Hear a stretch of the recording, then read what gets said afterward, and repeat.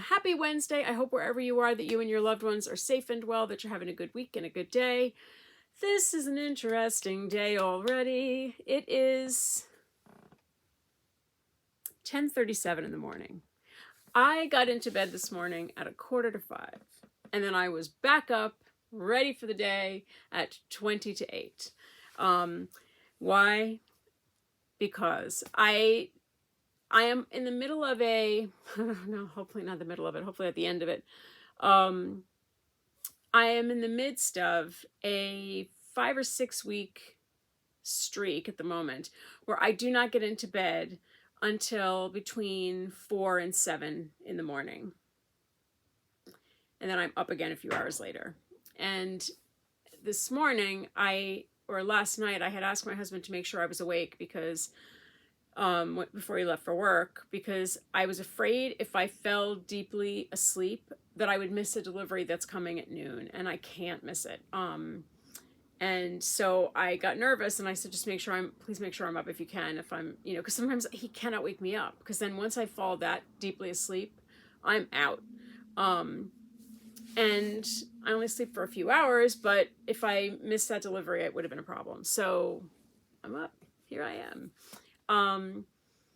So what's going on? Speaking of sleep, if you follow me on Instagram, you know I'm already doing this. If you do not follow me on Instagram, why not? Why are you not following me on Instagram?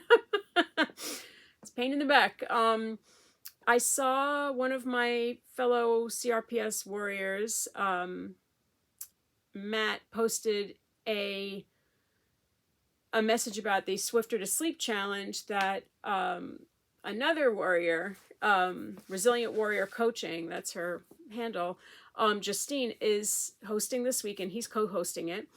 And it's basically to help us gain some tools to get better sleep. And so I saw the post and I was like, is it really going to do anything for me? And I was skeptical about it because I was thinking nothing's going to help me change my situation.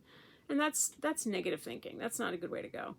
And so I joined, but I messaged Justine, and who answered me, very quickly and told me, to give it a shot. And so last night or Monday night, I fell into bed at like 4:15, I think. And then I was up at 9:15. And so that was a few hours of sleep.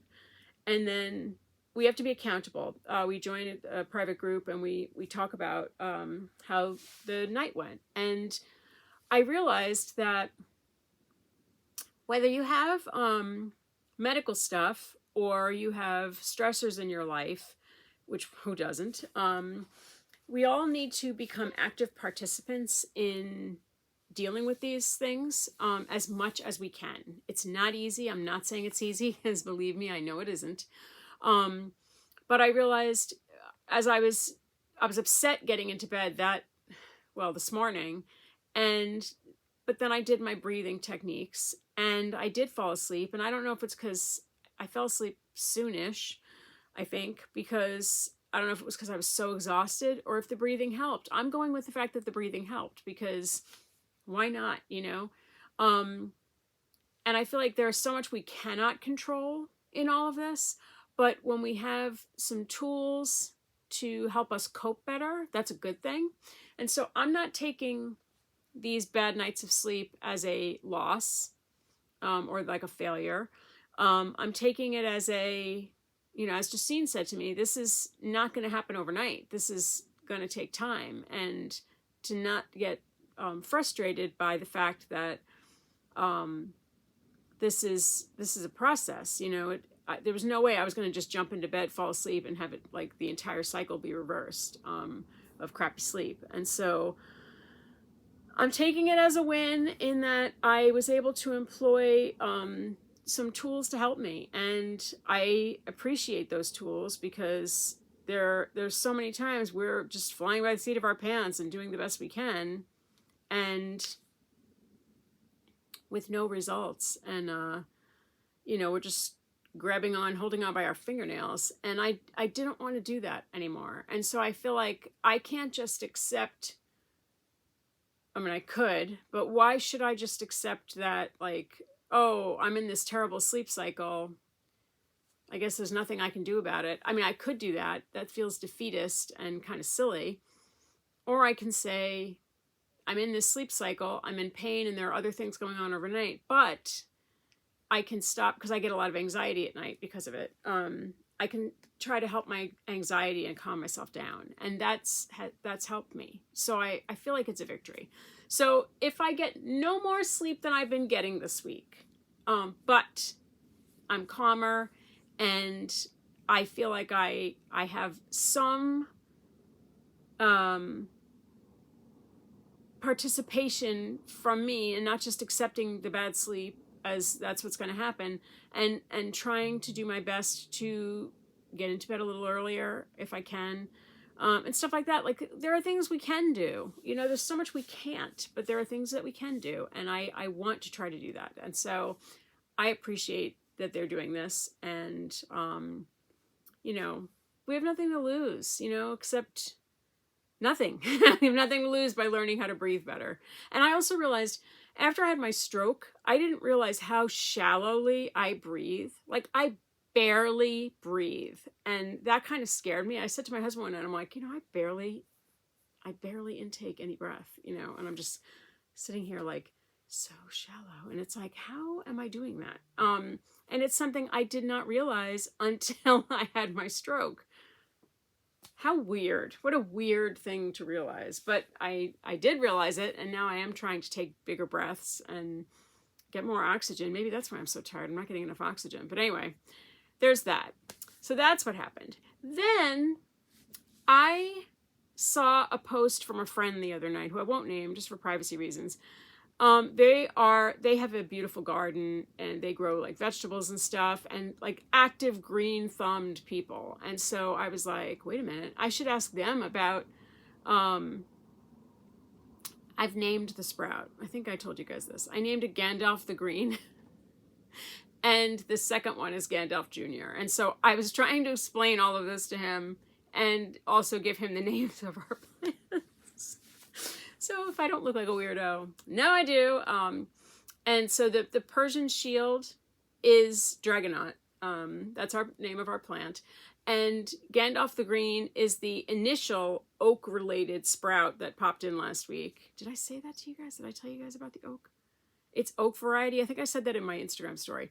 And then in this dead impatience that I was waiting for it to come back, and it's going to be like a zombie if it does come back. But there's an oak variety thing in that too. So I was like, oh, crap. He told me I have to get them out. And yesterday when I went down to check on them, there was another sprout growing in Dragonaut's pot with Gandalf the Green. And so this thing is coming in hot. It's growing fast. And, you know, he said it might have been a sneaky acorn situation. And I mean, we do have a lot of squirrels, obviously. We have birds. We have a tree outside our home. And there's constantly birds flying over the house and stuff. So it's like, I don't know, but I have to get them out when the soil is dry. That's what he told me. So now I'm a little panicked because it's like, I don't want to hurt Dragonaut. And I maybe want to replant Gandalf the Green. And his little buddy that's growing in the same pot. So now I have to do that. So it's not such a joyful thing this week dealing with these sprouts, because they are potentially going to hurt our long established beautiful Dragonaut, which is growing like crazy. Like, it's like, I don't know what's going on. I brought them in because it's been so cold, and they're like sprouting all kinds of stuff. So it's like, it is joyful to some extent, but I'm not a green-thumbed person. I'm kind of gray-thumbed.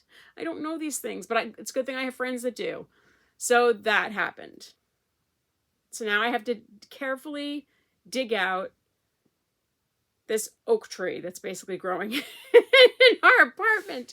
Well, 3 oak trees potentially. I don't know. When I do this, I will take pictures and put them on Instagram and show you guys what I unearth, literally. Last but not least, I told you guys that the fabulous person that works at my doctor's office said to come in anyway next week. I kept saying weeks from now. It's this Friday. I don't know what time frame I was going on. This Friday. I have since had a conversation with someone else in the office, and I thought they were going to tell me, you can't come in. But Turns out my insurance company did not send them the letter that they sent me. And so they were surprised by my message saying that it was denied. And so they called my insurance company, and apparently they have this meeting set up for Thursday with one of the doctors at the insurance company, the nurse practitioner from my doctor's office, and some other administrators to try to plead my case for getting this injection on Friday. And because they don't understand why it was rejected based on these sacroiliac guidelines.